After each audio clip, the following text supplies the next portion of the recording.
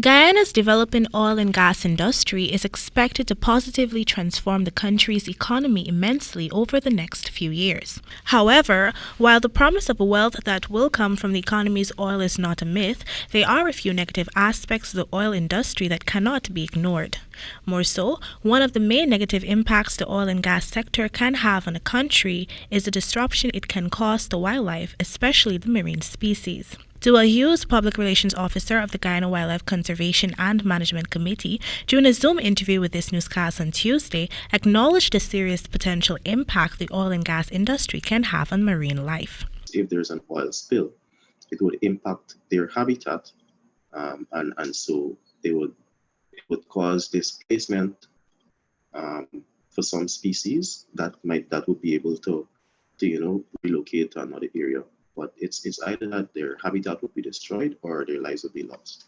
Although the Environmental Protection Agency is responsible for ensuring all activities under the oil and gas sector are regulated in accordance with best practices and in keeping with the Environmental Protection Act, the Guyana Wildlife Committee also plays an integral role as explained by Hughes. We are a part of the Intercoastal Zone Management Committee that the EPA has set up.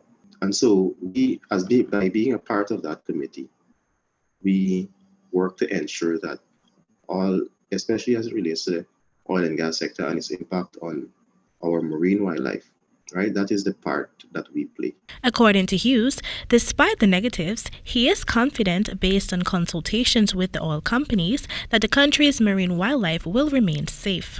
Whatever the noise that will be created from that activity, it would be started at a level where they would basically be scaring off the animal. So it would be at a level that it would not be so high that they would die or that they